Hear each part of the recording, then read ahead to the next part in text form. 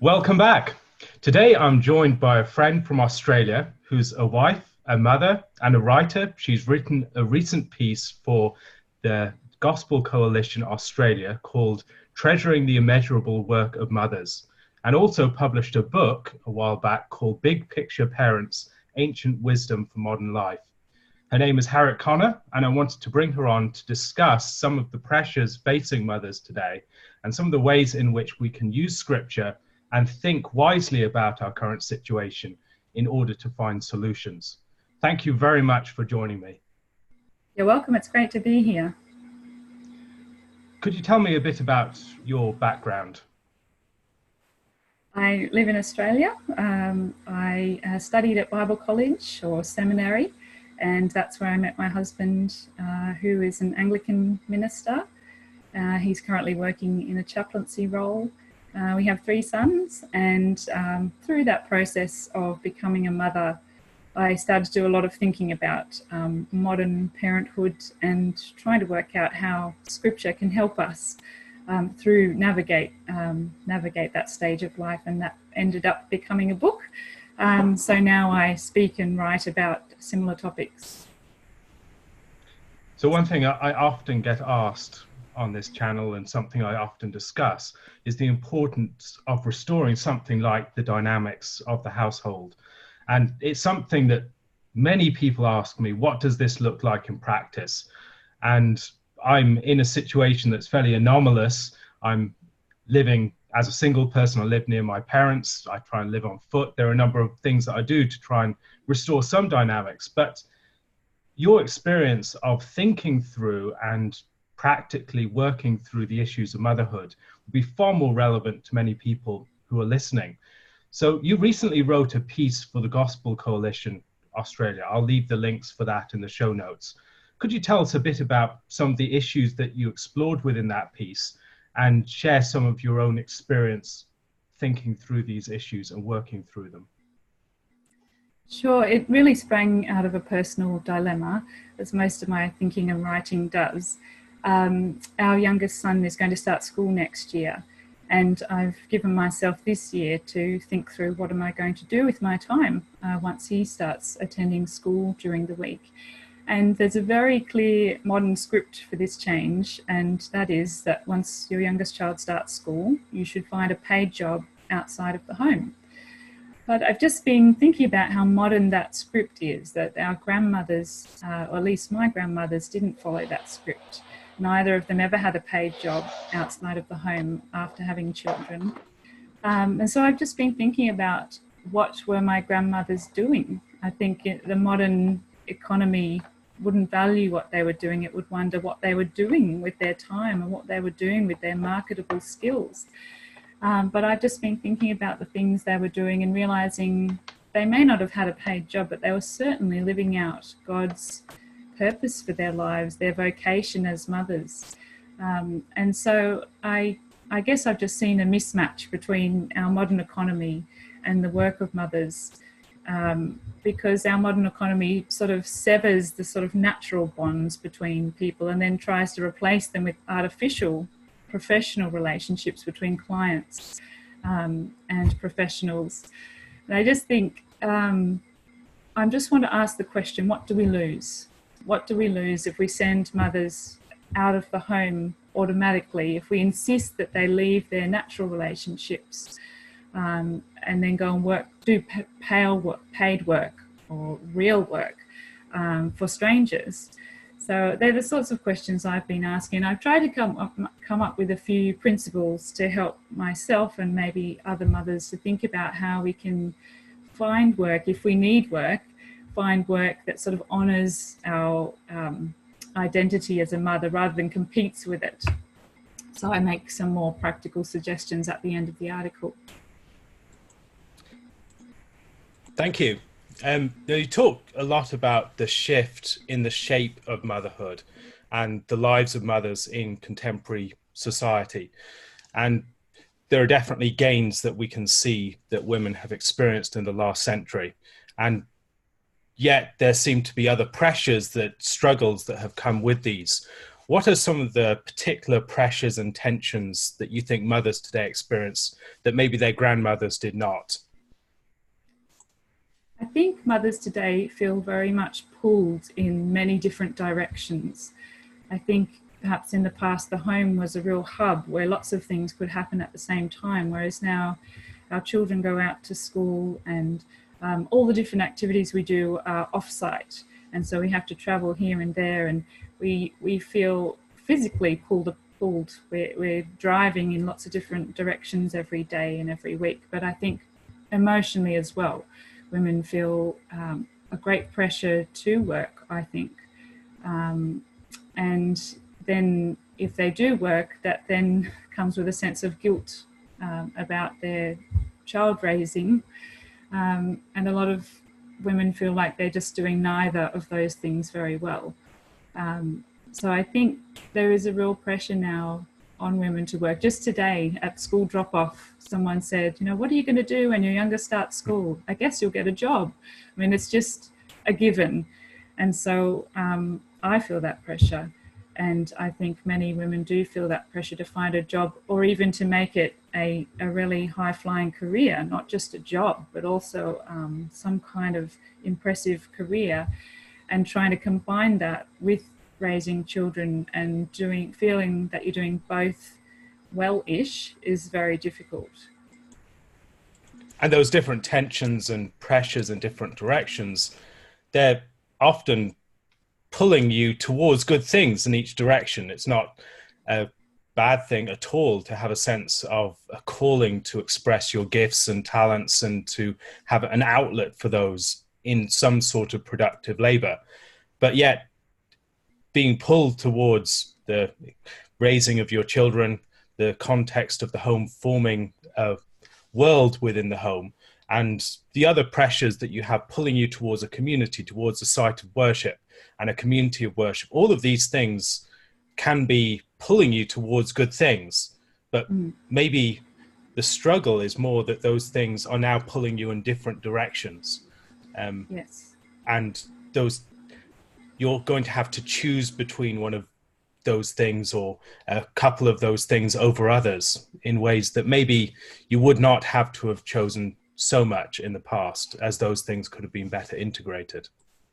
Yes, I think a simple example is in the past, women might have taught in a school, in Australia we have something called scripture or special religious education, where even in public schools children can have a Christianity lesson, or there are other religions available, but women would volunteer to go and teach those lessons in the local public schools. And if you do that as a volunteer, I know one mother who has taught these kind of classes, and she just took her kids with her. They just came and they sat with the children in the classroom, and they were part of that ministry, and she was doing two things at once. She was raising her own children, teaching them, modeling to them, and at the same time she was serving these children in the community. But if she had been a paid teacher, she wouldn't be able to do that. You couldn't bring your children to work. And I think it's just those kind of informal ministries we've always done are easier to do with a child in tow because nobody minds. But as soon as it's official and professional, then you can't do both at once. One term I found helpful that I was introduced to a while back is the distinction between polychronic and monochronic. The way in which some activities for certain people or in certain cultures will be polychronic, which means that there'll be a lot of different things being done at once. And so there'll be, on the one hand, they're engaged in commerce and trade, but then there's all of these sorts of social activities happening alongside that. Or the family's very much mixed in with the life of the workplace. And so you don't leave one behind to go to the other. Whereas for Western society, particularly after the Industrial Revolution and nowadays, things are extremely monochronic. And so everything gets separated. And so if, as you say, you're doing professional work, you have to leave your kids behind. You have to separate that realm from the realm of the family. Whereas formerly those things could be happily mixed up together. And you could be doing that sort of labor or teaching and have your kids in tow. And that would be expected. That would be quite normal. Whereas for us, we end up separating all these different parts of life. And as a result, I think it's one of the reasons why we just don't have as much enough hours in the day, because we're trying to, we have kids, we have the responsibilities of work, we have the responsibilities of household labor, we have the responsibilities to our church, to other communities. And when those things aren't tied together, you end up just having to supplement everything with these extra activities, and you're just rushing around all the time. Whereas formerly, it would have been easier when those things were intertwined and you weren't having to choose between family time and work time, for instance, because those things would often go together. I think that's a really good insight. So one area where you've spoken to is clearly the issues of motherhood are a very personal and emotive area. People have very strong values about how they raise their kids and can often feel very challenged when people disagree or have different perspectives or practices in these areas. And people have spoken about the mummy wars that can often pit working mothers against stay-at-home mothers. Do you think there's a way that we can relieve the tensions of that war and maybe pursue something better? I think we need to. I think it is a very touchy topic because of those emotions. We all want to feel like we've done the best for our kids. We all want to feel that we've made the best decisions. And when I think women seem to be naturally competitive in one sense, they're sort of always trying to compare themselves to the next person and rank themselves almost. And I think we do that because we're insecure about our own decisions in life, and we feel guilty that we're not measuring up in certain areas. And I do think we need to find ways of collaborating rather than competing. And I think for me, the thing that has helped the most to bridge the gap between those two sort of camps is to realise that women have always worked. Mothers have always worked. In the past, when women stayed at home, they weren't just sitting there doing nothing, or they weren't just sitting on the floor playing with their children all the time. Women have always worked, whatever kind of work it might have been, whether they're involved in the family business or farming or just household chores. They're not just sitting at home entertaining their children and things like that. And so for me, that's helped, that there's not such a hard and fast line between working mothers and stay-at-home mothers. We're all working in some capacity. Some of us may not be paid, but we are. And if you look at the scriptural perspective, all women are called to serve not just their own family, but the wider community and the family of God. And that's always been the case. And you know, the examples in the New Testament of women, they're not just narrowly focused in on their own families. That reaches out beyond the family to bless the wider family of God particularly. And I think that was helpful for me. It's not just about trying to recreate some 1950s ideal, dad at work, mum at home. It's actually about integrating those two worlds. And I think that's something that would benefit all women, whether they feel strongly about working in a paid job or feel strongly about staying at home. I think that brings it together, that kind of integration. And also just trying to find common ground, that we all want the same things. We want our children to thrive, and we also want to find ways of using our God-given gifts and talents. And so I think to start with that common ground and finding ways that we can help each other and support each other. I mean, if you judge another mother for the way she's raising her children, if you are really concerned about those kids, well, offer to help, offer to support, rather than just sort of criticise her decisions in life. I think that can really bridge the gap too. The tensions that you mentioned, I suppose, also are heightened by the fact that there is no straightforward workable cultural script.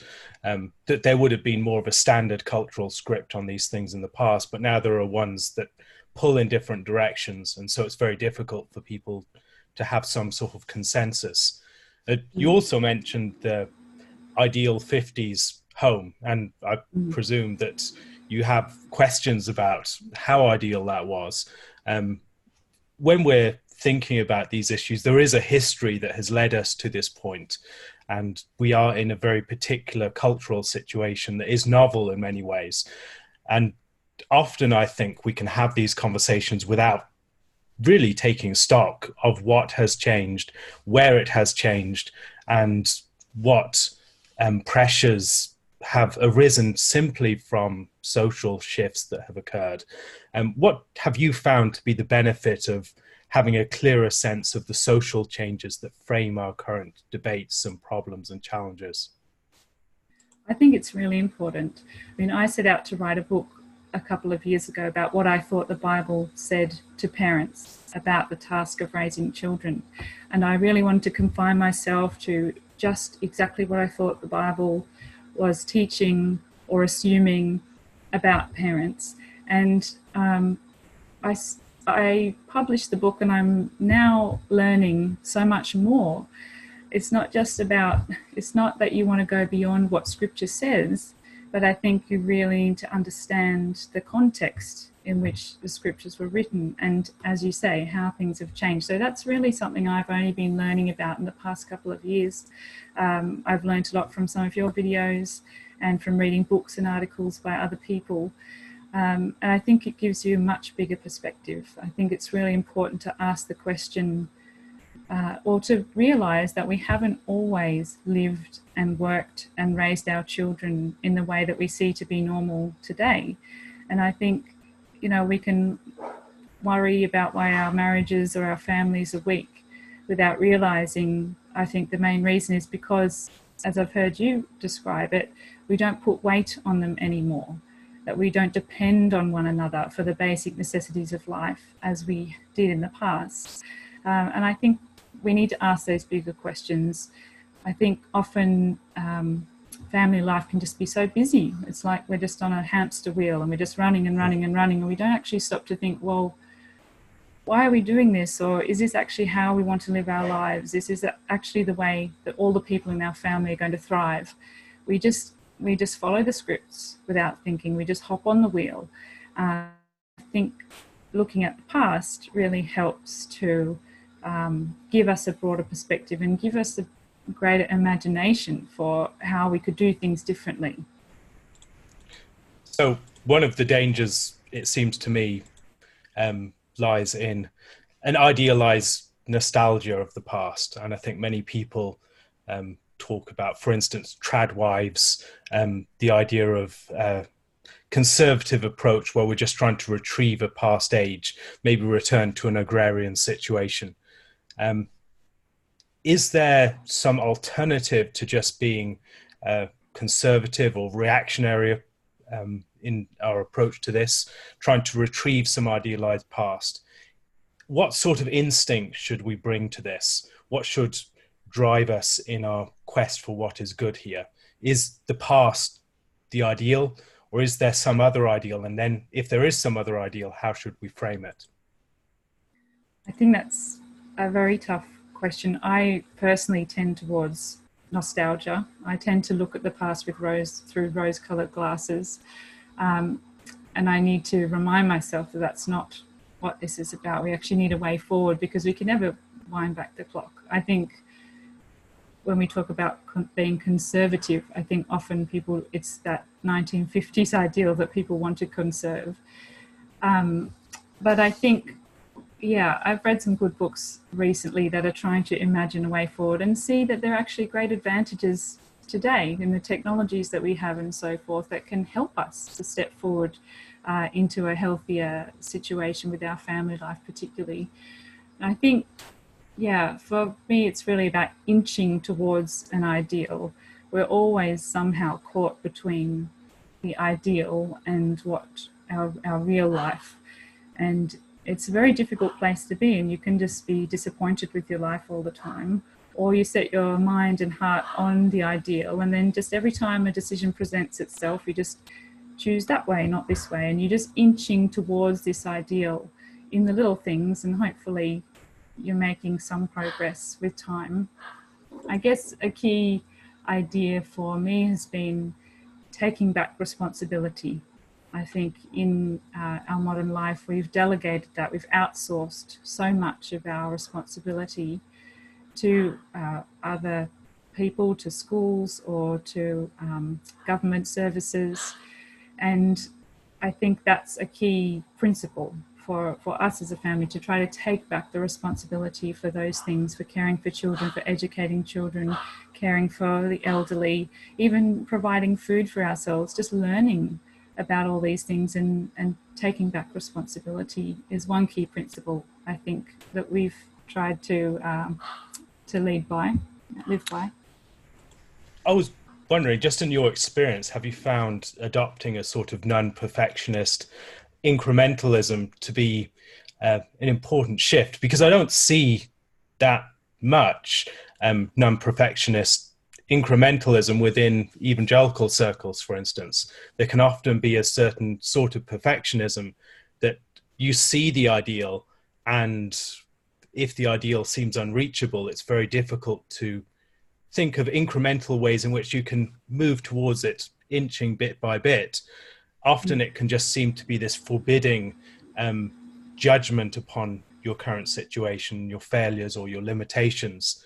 But certainly in my experience, I've found that has been a shift that had to occur in my thinking, that we're not perfect, we're going to fall short, and that's fine. But we can think about the incremental ways in which we can move in the right direction.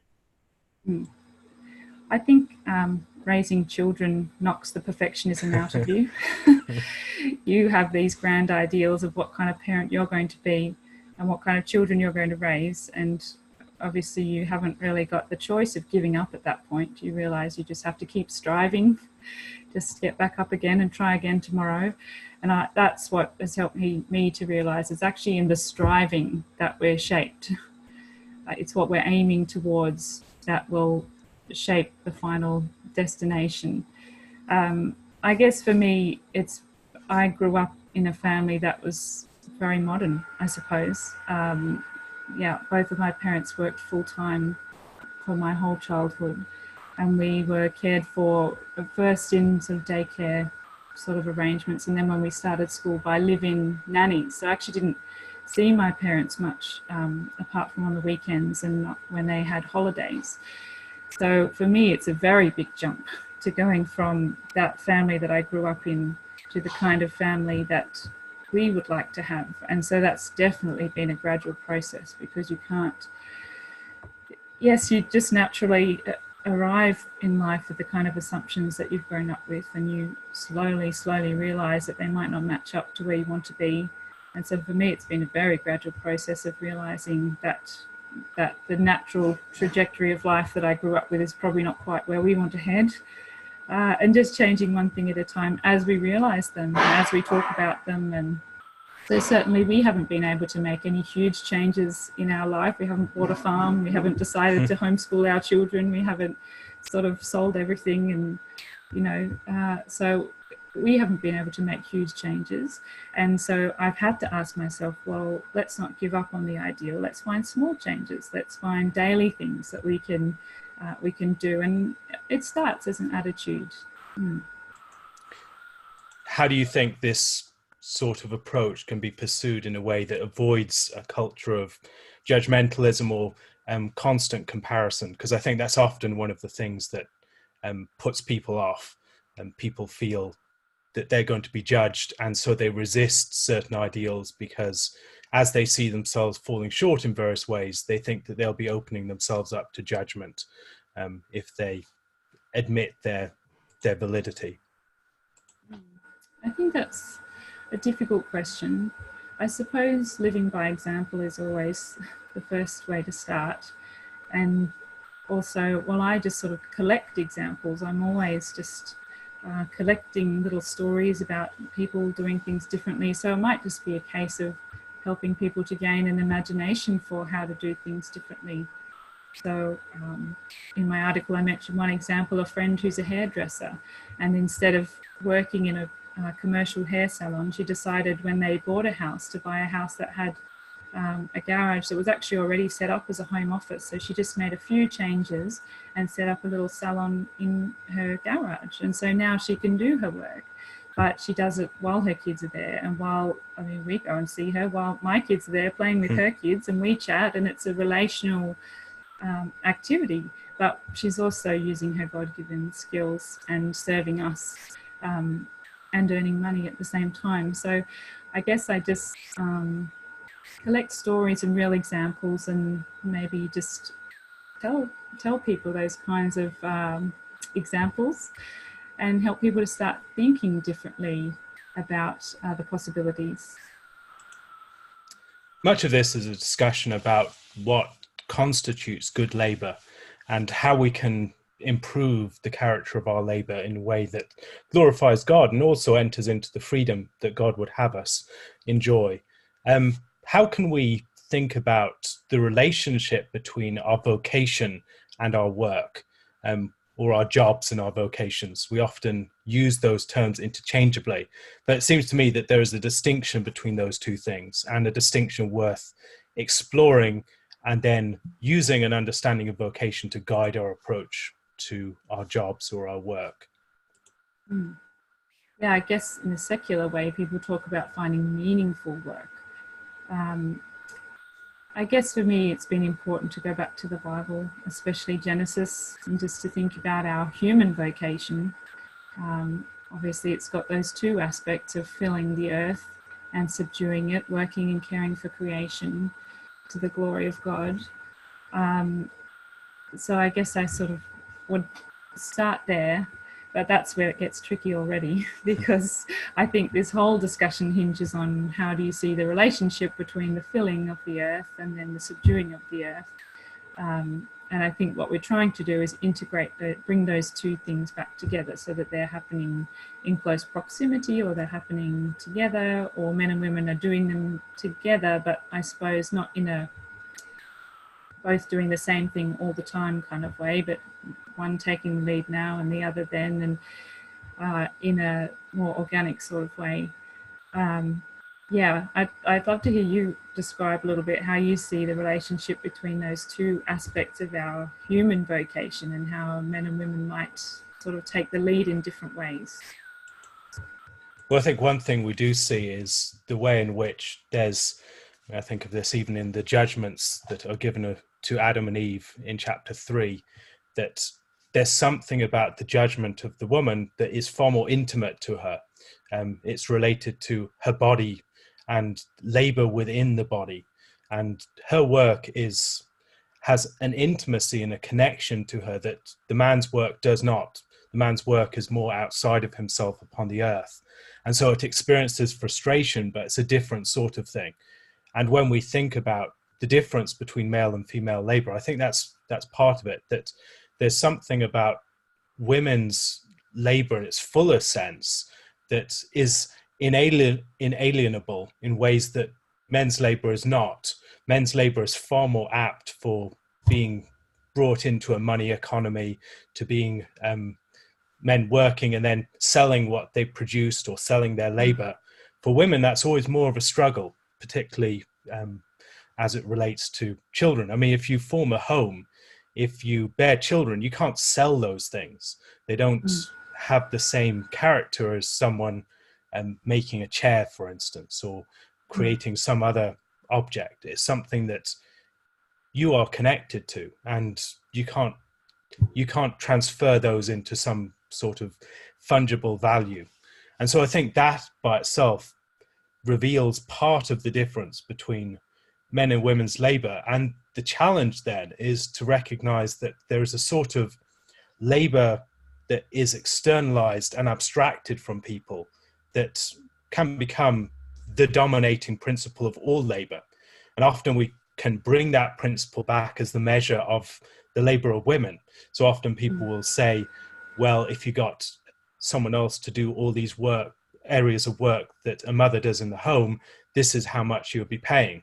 Now, one thing that does show is just how much we undervalue motherhood and the work that mothers do. But there is no way that you could pay someone to do the same work as a mother within the home, because she's doing something unique. She's building her home. She's not just building a generic home. There's something unique that this is hers. Now, when we value that fungible work, we can often work into a situation where there's just this pursuit of power as such, and this desire to control and to render everything else interchangeable. But there's something about the home that commits us to a particular place, to a particular reality, to particular persons.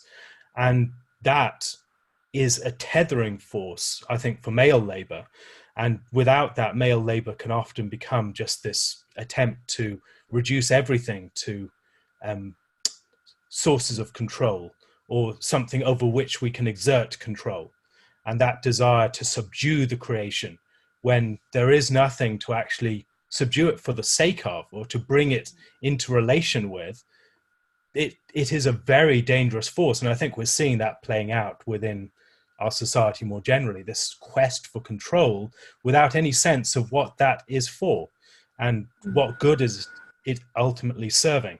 I think, for instance, if Adam had been left alone without the woman being created, maybe he would just want to completely terraform the world, and it would be seen just, Eden would be seen just as the show home on the housing estate or something like that, or the base that you return to at the end of the day. But there's no sense of it being a site of life, something into which life flows and from which life flows.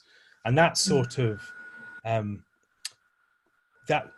force that pulls things in, that gravity of the home, I think is a very important part of life that modern society has tended to lose. We tend to restrict it to the margins of society and see it as a reservation that you return to that's detached from all the important things.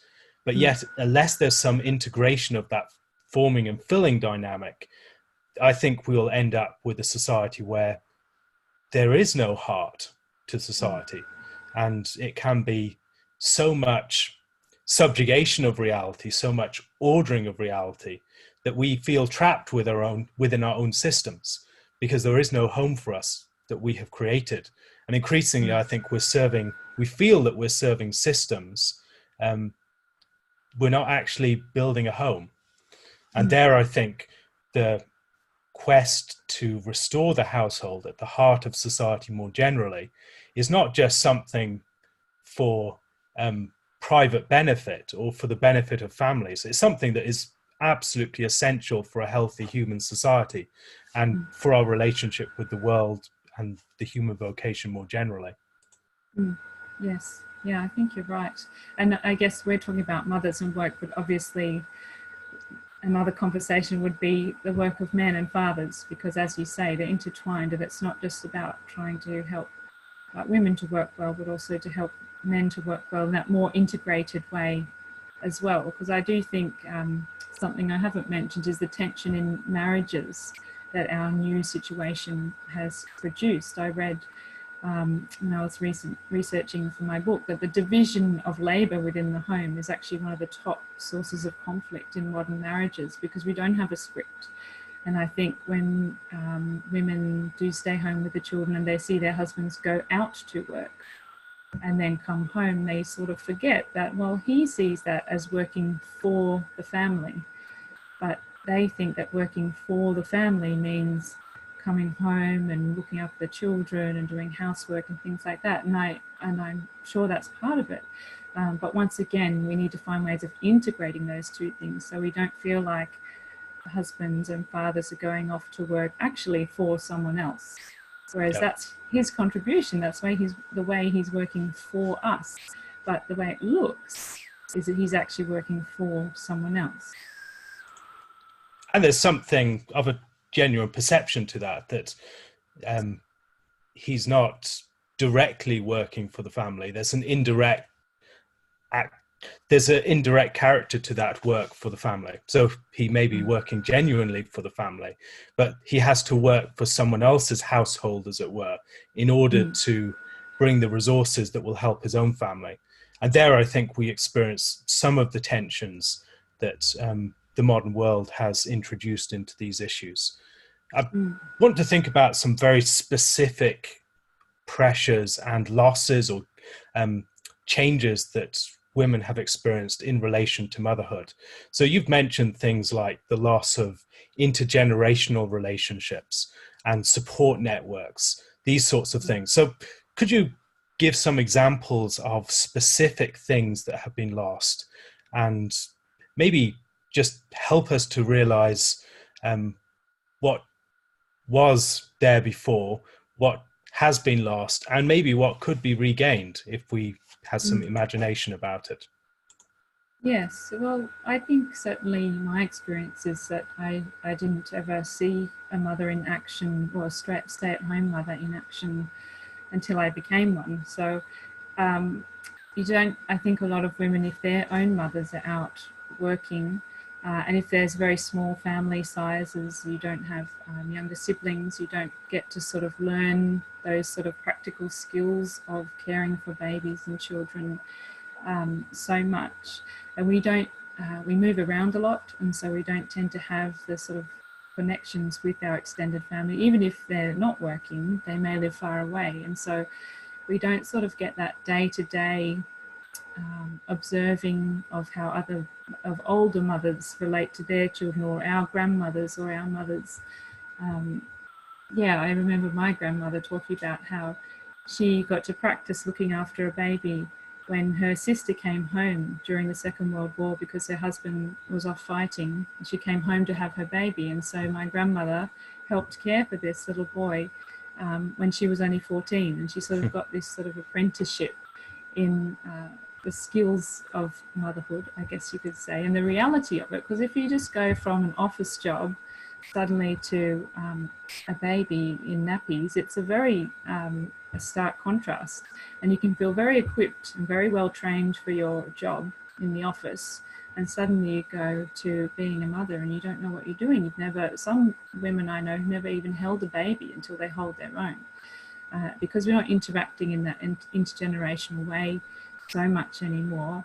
Churches, I think, can be a great place where we can recover some of this.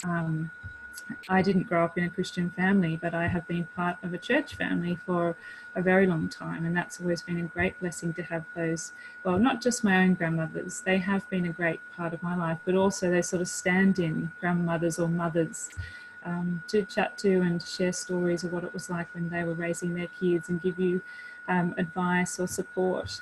I think mothers today are very isolated, not just from family, but also from neighbourhood. I mean, we don't have those kind of relationships with our neighbours anymore, partly because we move around so much, and partly perhaps a lack of trust, or just a lack of opportunity. We have garage doors that are automated, and so we just go in, we drive in, they close behind us, and we don't have to see the neighbours. And so it takes a bit more effort to get to know your neighbours.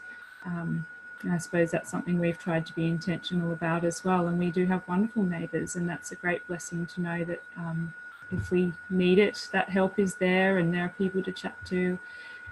So I do think mothers feel ill-equipped. They feel isolated and perhaps lacking in those practical skills, just for want of practice. I think a lot of the skills of raising children is just trial and error. It's just practice, like cooking. I mean, it's just, you just keep doing it and, learn from your mistakes, and then you gradually get better. I think a lot of the skills of raising children are like that.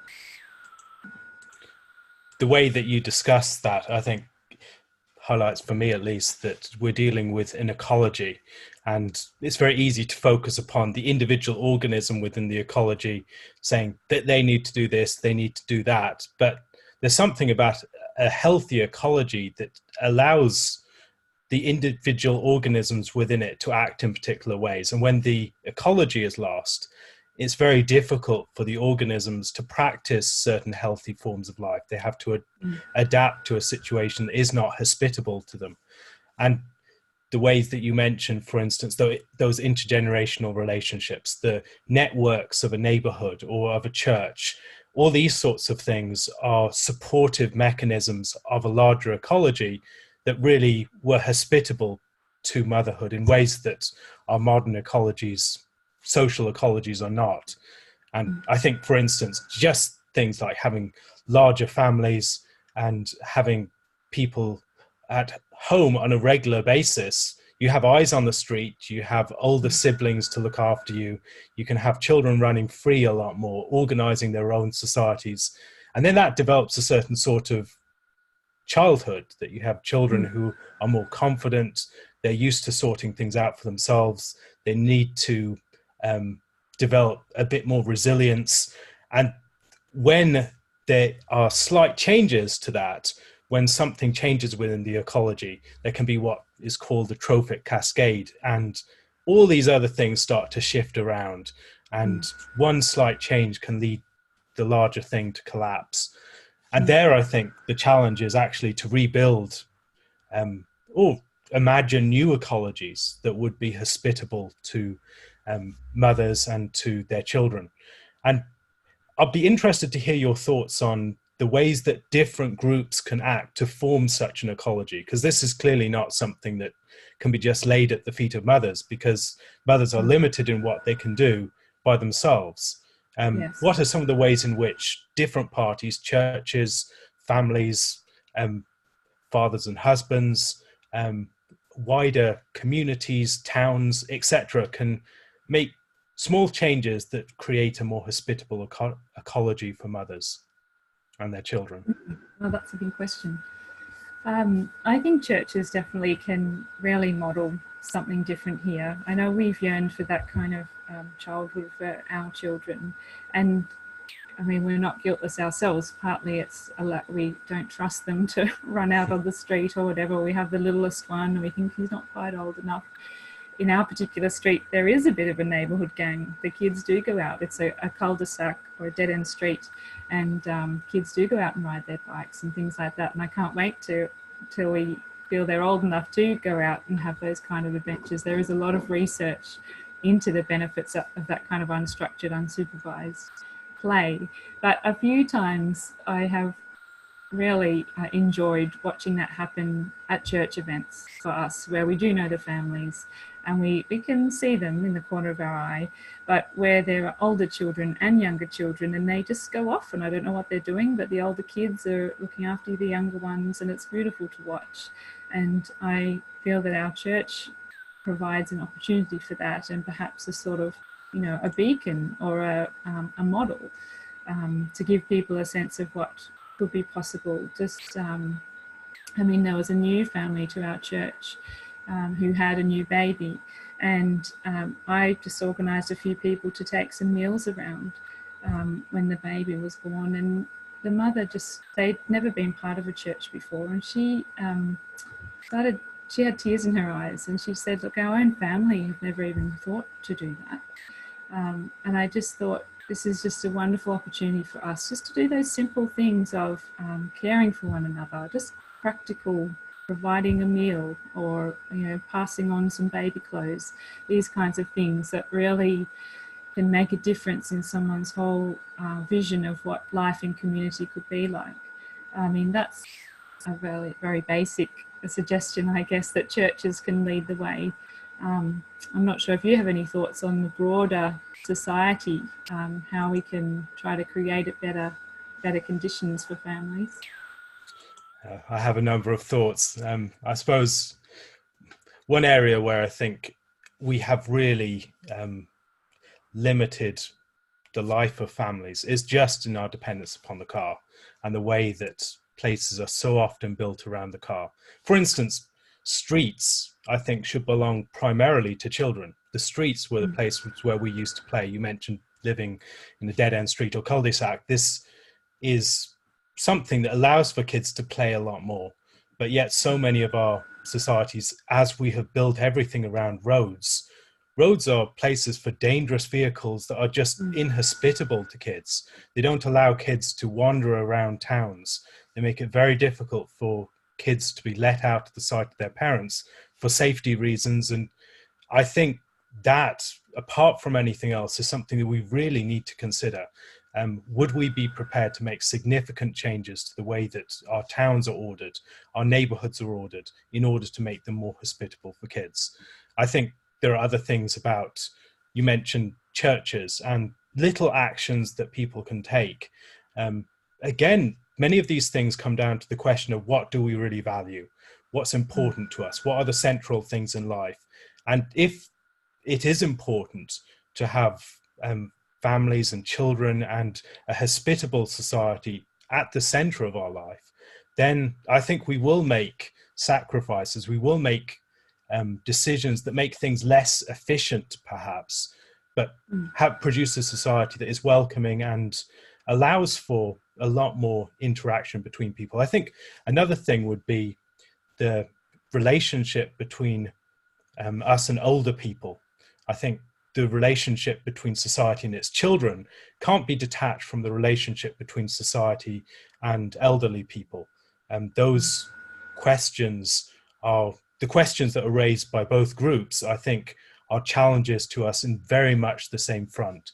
Are we a society that is able to slow down to the pace of people who live at a slower pace? Are we able to be a society that allows for, again, I think it'd be great to have the intergenerational relationship between grandparents and their generation and young kids restored, because often that just does not exist as strongly as it should do.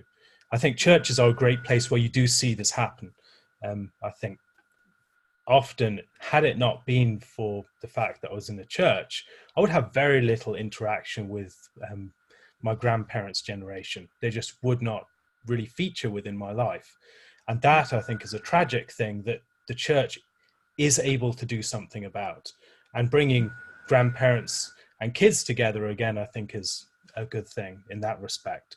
I've seen various ways in which nursing homes and play school groups have been joined together. And I think that's a great sort of innovative proposal that really deals with some of the deep loneliness that older people experience within our society, along with the detachment of the generations from each other.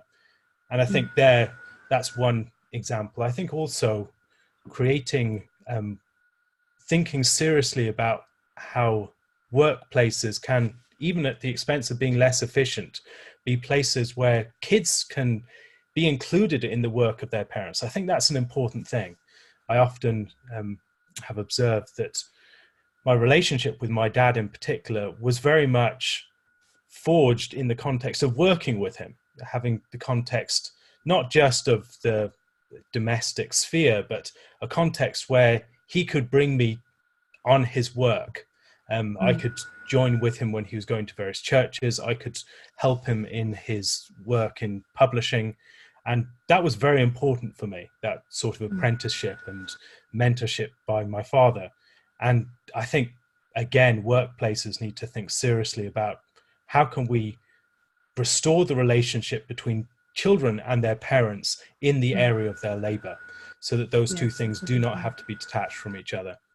Because I think a lot of the time we think that we're working in order to be a good example to our children, but the fact is they don't actually see us working, they just see us go and come. But if we can find ways, I mean, I always thought that a healthy family is about keeping work at work and keeping home at home. I kept trying to separate them, but now I've come a full circle, and now I want to find ways of bringing work home. If we can be part of my husband's ministry and that kind of thing. I think ministry families sometimes can get a taste of that, because it is ministry is a kind of vocation that depends on a healthy family life and values a minister having a healthy family life. And so having your kids be part of what you're doing is a natural flow on, I suppose, for ministry families. I know it can be very stressful and it doesn't always work out for the best. But that concept of children as apprentices has been really helpful for me as well. Just to think, well, how can we work in a way that raises our children up to replace us? I guess that's really what it's about. We live in a world that's so individualistic. It's all about your dream and your purpose and finding your unique job. But I suppose, there's nothing wrong with looking back at your family history and seeing what has my family historically been good at. And you often find sort of trends in the family, and it's really surprising that people who've never met each other and ended up in the same profession. And so I think there's something sensible about that, about raising children up to take over your work in a sense. And that is difficult with white collar jobs. It's easier, you know, if someone's farming or something, to see what they're doing and gradually learn to do what they're doing. It's harder when your work is sort of intellectual and it's mainly on a computer. That is difficult. But I think your comment about finding ways to include children in our work, that's really something that we need to consider. And that would make work easier for mothers to know that, well, I could bring my baby in, or I could bring my child in as a necessity, or just to see what I do, to meet the people I work with. So we've been trying to find opportunities I try to invite my husband's colleagues over to our place for a meal, that kind of thing, just to try to bring the worlds together a little bit, so that, you know, Daddy's work isn't just all unseen and off-site, but try to integrate that a bit. And I think my husband's thinking through those questions too. What are some ways I could bring our children along in some of the things that I do? And I'm looking forward to finding opportunities to do that.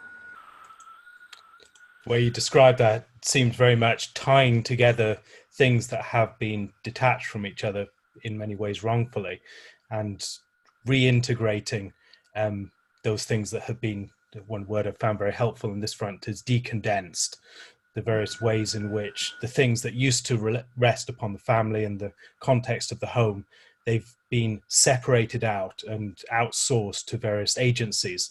And now the challenge is often finding ways to tie them back in together. And I'd be curious to hear, there are many people thinking through these issues at the moment. These are issues that I think people are increasingly sensitized to. People realize that the situation we're living in at the moment is not necessarily a good one in certain respects. It's not healthy for us socially and psychologically. And this isn't just Christians as well. There are many people in society in different quarters thinking on different areas of these problems. And we do have a great many new technologies, and with those new technologies come many challenges, but also some new possibilities. And I'll be interested to hear some of your thoughts on the new possibilities that we have, how those can be explored, and some creative and imaginative ways that you have seen women and families and others responding to the challenges that we're discussing here. I think the internet does provide new opportunities for all its challenges. So, I mean, there's freelancing websites. You can do, it enables you to do work from home, like sort of freelancing or online tutoring, or you can create things and sell them online. You could even run, an Airbnb from your home, and that's all organised online. That kind of thing. You know, you've got the rise of the mummy bloggers who then become authors, and that's all internet based. They're in their home, but they've created a sort of a kind of platform or a job for themselves.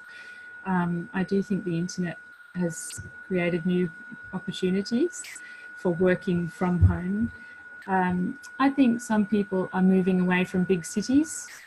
That's really the only way we've been able to afford, for me, not to do paid work, is we live in a regional area. I've seen many families moving back in with the grandparents. And I think that's a wonderful model.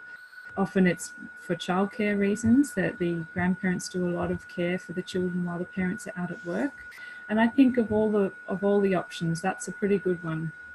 If the parents do have to work, then they do get that benefit and blessing of being around their grandparents. And I think it benefits the grandparents as well.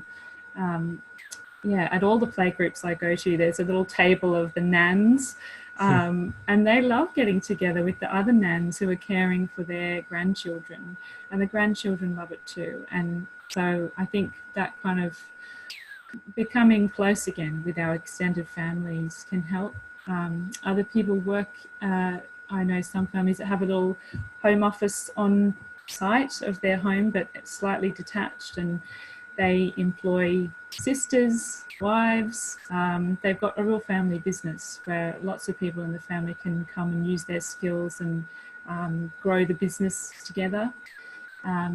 Other other women I know have retrained after becoming mothers. They've seen the skills that they've learnt, so they retrain as teachers or midwives or doulas, birth attendants, these kinds of things where they're thinking about the kind of way of working that they'd like to do and then retraining. And it's a huge investment, but I think aiming to work in schools, I mean, one thing we haven't talked about is modern schooling. And if that's where your kids are, and if that's the community they're investing in, well, why not be there too? So, Yep. yeah, some people training to be teachers so they can end up landing in the same community that their kids are in. Other people have turned to homeschooling. They're sort of, you just cut out the middleman and teach your own children. And that really cuts out a lot of difficulty if you're the one teaching your children. I think that would work best if husband and wife can be involved. It would be it would be a big effort for one person alone to homeschool all the children, I think, but many do it, and I really admire them for it. There's some of the things, other people starting little businesses from home, they might make things and sell them, or one friend had a daughter with severe allergies, so she developed a whole cookbook and then cooked allergy-friendly food, and she sells that. So I guess another thing is just people monetizing the things they're already doing. Someone else started a family daycare, so you're actually caring for your own children and other people's children in your own home. These kinds of things. Yeah, I guess hospitality is a great option too. Some people starting, retreat centres or these kinds of things, or teaching from home, teaching music or different skills from a room in your home. I suppose they're some of the stories I've collected over the years. Yeah, I think one thing that I've found helpful is just realizing how much you can do at a very limited cost. So for instance, all of these videos and other things that I do, is the cost of the equipment is, I think it's under $600 for everything, including the laptop. So you can do a lot with very little nowadays, that you don't need the same sort of resources to have a platform. And so I encourage people to explore, to learn from some of the examples that are out there, and to take some inspiration, because there are many people who have done very creative and inspiring things. I'd be interested to hear some more of the inspiring examples that you yourself have found helpful to follow, and also some of the resources that you have used and that you would recommend to others who want to look into this in more detail. Yeah, I think I used to not understand homeschooling, and I think especially in Australia it's still seen as something that's a bit weird for the extremist kind of family. But the more I think about our families and our role as parents, the more I see that homeschooling really makes sense. So I suppose my friends who homeschool are often at great sacrifice to their personal comfort and their finances. I really admire those friends in particular. There are, I've read a few good articles and books, and I'm keen to read more. Nancy Pearcey writes about these kinds of things. There's a very old article of hers, which I think even mentions sort of fax machines and that kind of thing, but it's very relevant today. The title is Love Enough? Recreating the Economic Base of the Family. Her book Love Thy Body also helped me a lot. It's not specifically about these issues, but she talks a lot about changes in society and just about that real bodily connection that we have to other people that we can forget when we individualize everything and cut ourselves off from those natural bonds. I know C.R. Wiley writes a lot about these things. He has Man of the House. I've just read that, and that was really helpful, very practical, very challenging, and hard not to feel that the ideal is just too high to reach. But certainly some practical suggestions. And then his latest book is The Household and the War for the Cosmos, which is more theoretical but also very thought-provoking read. Hannah Anderson has a good article on near orthodoxy about dreaming better dreams. I can't remember the rest of it, but dreaming better dreams on near orthodoxy. She talks about integrating those two aspects of our human vocation. They're the things I can think of, things I've read in recent times. I've tried to piece it all together, but I'm sure there are other great resources out there. I can put a link to those in the show notes. I think you mentioned homeschooling, and there are many different ways in which you can have situations that are intervening between homeschooling and a full Christian school, for instance. You can have school co-ops and other situations like that, where there are ways of spreading the burden between various people who are engaged in homeschooling. And I think, again, that's one of the benefits, that as you have a number of people working on these things together, the cumulative force of a community can create an ecology that makes these things so much more doable. Whereas if you're just trying to do them by yourself, there will be a lot more pressure upon you and limits to what you can achieve. There, I think, and one thing I've noticed are some of the surprising gains and changes that people comment upon, that when you have a community that is engaged in the activity of teaching their children, there is a greater sense of ownership of that. There's a greater sense of continuing education for those parents as well. They don't end their education when they leave school or when they leave college, but they're continuing these things as they're raising their own kids. And there's a certain reawakening of their own curiosity and interest in the world that comes with that process of teaching their kids. And where I've seen that, it's been encouraging to see, but also challenging, that maybe this is something that we've really not made as much of as we should have done. And the church, I think, can really be a model of lifelong education, intergenerational relationships in a context of education, discipleship, catechesis, all these different forms of pedagogy that are going on within a community that is a community of disparate lifelong learners. We're all different types of people, and the church has all these different members, but yet we're just one community of learning. And I don't think there's anything quite like that in secular society. We have universities, but they're for a particular class of people.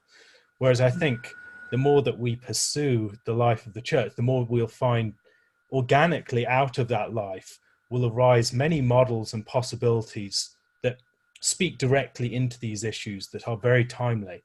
And I would like for us, as we explore that, to see also how it strengthens things, how it strengthens the family, how it makes our churches stronger and more integrated, because we're putting weight upon them and we're exploring the forms of life that the church invites us to enter into. So in conclusion, I was wondering if you had any thoughts. We've spoken a bit about grandmother's generation.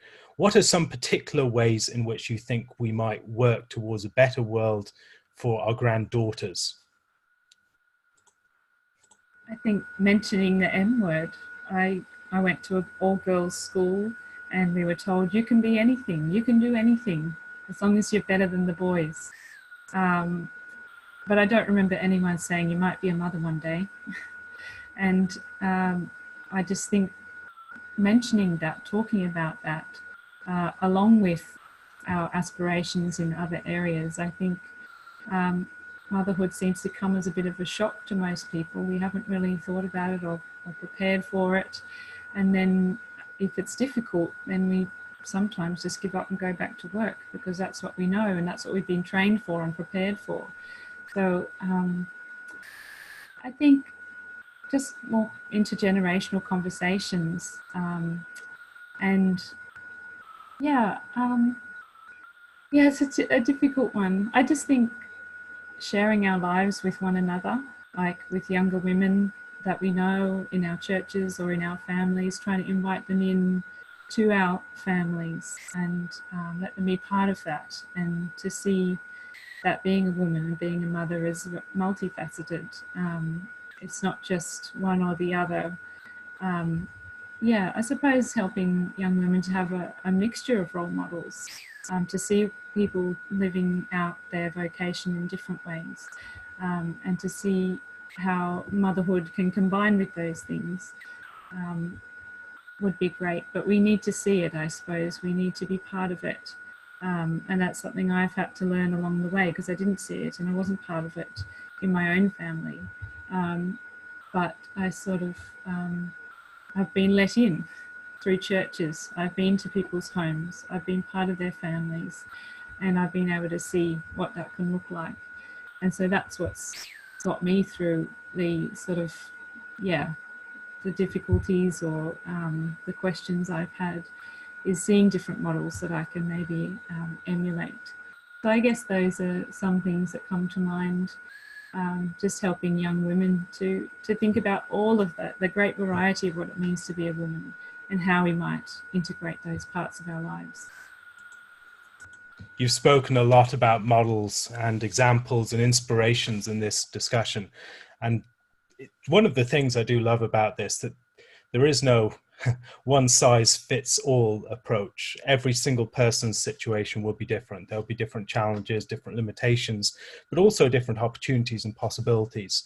And we can draw a lot of inspiration from each other. We can learn lessons from each other. We can find ideas that we can draw from each other. But we don't necessarily have to, we don't have one set of rules to govern everyone here.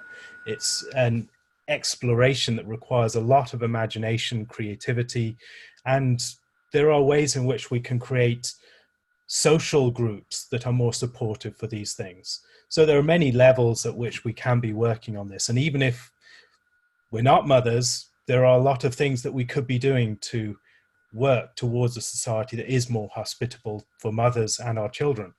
And so I encourage everyone who has watched this to give some more thought to this issue, because it's one of the most serious issues that we face within our society, creating a society that is hospitable. And it does begin with creating a context that is hospitable for mothers and for children and for the elderly. And if we cannot get that right, I think we'll have all sorts of other problems that arise from that. It's very hard to have a healthy society where one part of society is suffering. And so I would encourage everyone to read up a bit more on this. Some of the resources mentioned are linked in the show notes. Thank you very much for listening. And thank you, Harriet Connor, for coming on. It's been wonderful to talk to you. You're welcome. It's been great to be here.